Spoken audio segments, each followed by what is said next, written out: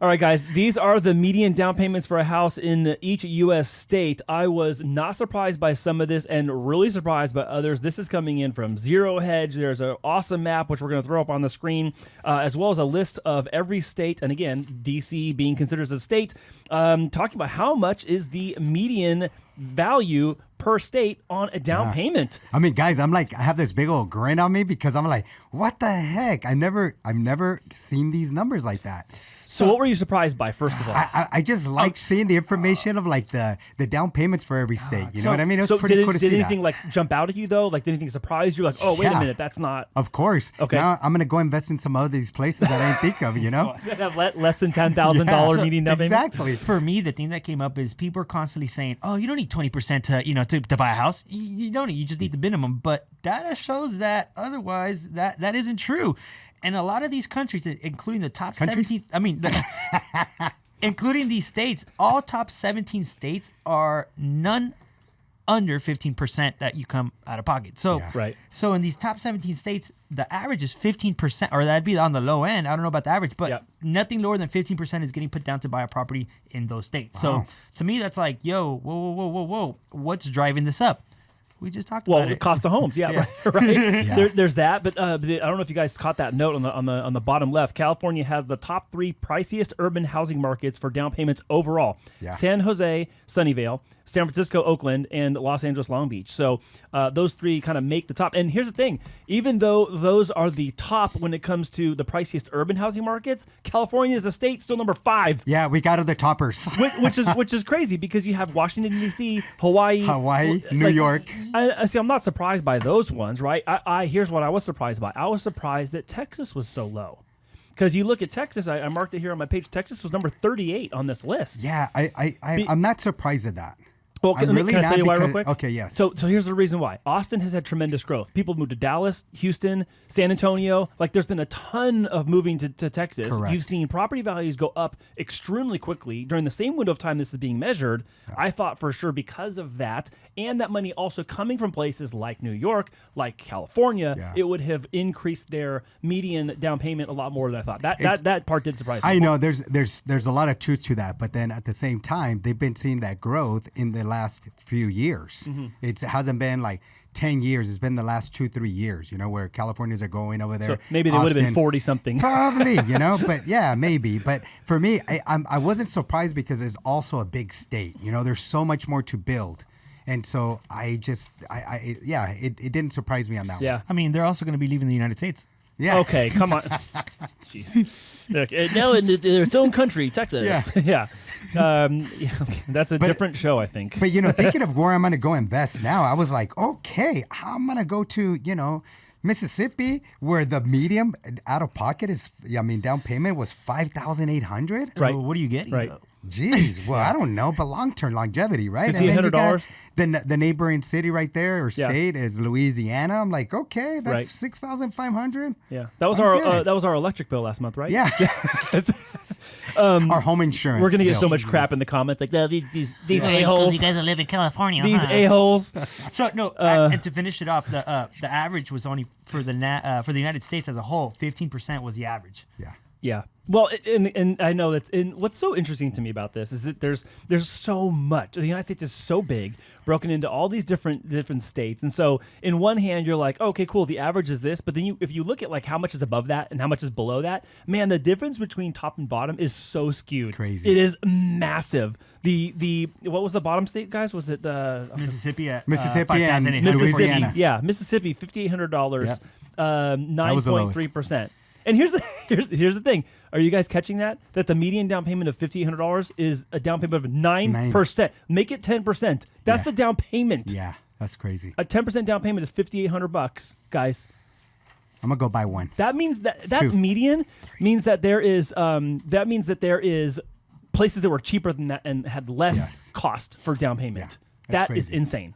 So I actually jumped the gun earlier and started talking about working from home, but right here it goes on to say houses prices rose nearly 24%. And what I was going to add to that is that, 2019 and 2021, I feel everybody got short-circuited in the way that they lived, the way that they did life.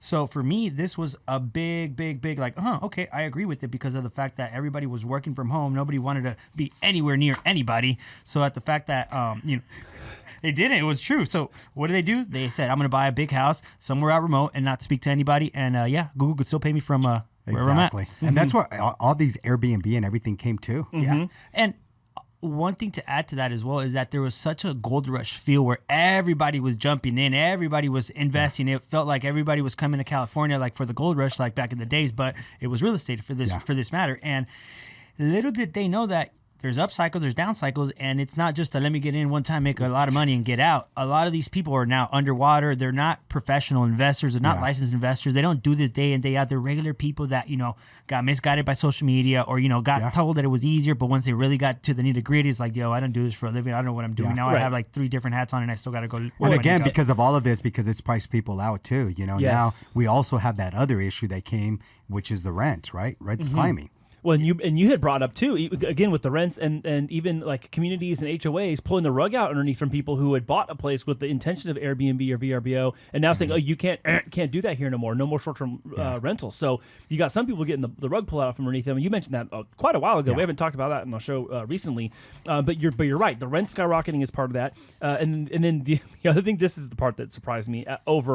First of all, Texas being so low on the list surprised me. Second thing that surprised me in this was that the national average for down payments has more than doubled in quarter 1 2020 to quarter 3 2023. So it went from $13,250 to $31,500. Wow. That's an extra $18,250 in 3 years. You don't even get that increase on your job. That is insane. Yeah. You don't even get that.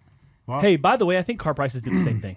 Car prices, hey, wasn't that Toyota Corolla $13,000? No, it's 31 everything now. has done the same thing. Everything has done the same thing. I know my mother-in-law does this popcorn that she does in Christmas, and the bags used to be like A tall, and then all of a sudden it went like A tall and the same price. That's what I was gonna Sizeflation. I saw a video. Everything. I saw a video. Somebody's like, yeah, what's going on here, guys? Like, am I not getting the picture? Like, I see the exact same sizes, but these prices keep going up. Where are the portions? Yeah. Why are the portions going up? Yeah.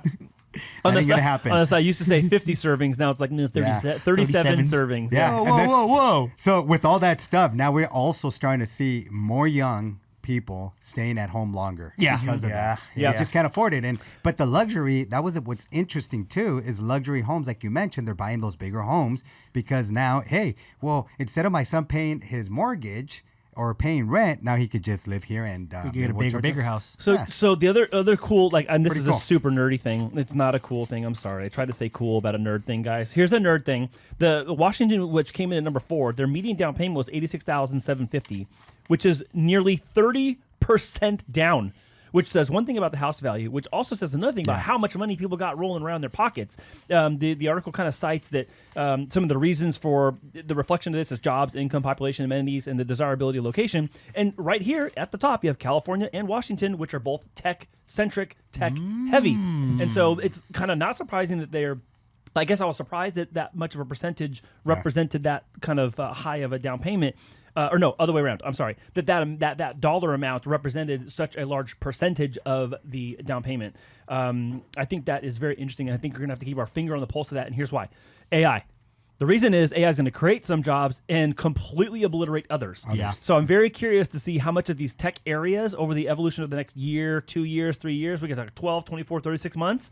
I think that this is going to be very nerdily, again, nerd hat. This is going to be super interesting for me to see how much has changed because of the evolution of those tech sectors in those two places, Silicon Valley and in Seattle. A lot's changing. So completely off subject, but I heard fast food restaurants are moving to a model where they're going to do changing menu prices. So if there's a rush at certain time, prices are going to go higher. Wait, what? Yeah. I'll send you guys. We should do that for down payments. No, I'm just kidding.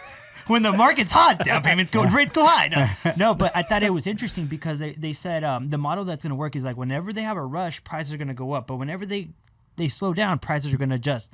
And it's all AI based. And I think it was Wendy's that invested $25 million or $25 billion into this to be able to roll out these new technologies. And you're going to start seeing menus kind of fluctuate throughout time. The prices on the menus fluctuate throughout time. Really, I always say, if you're buying your first home, you got to adjust to the payment, stick to the dollar. Now you got to adjust at the time that you buy it. The other version is going to be you make an order on it, and it's like a what's the machine you pull with the handle at the casino? Yeah. What do you call it? A slot machine. A slot machine. Yeah, you put your money in and you pull it, and then it determines what you get.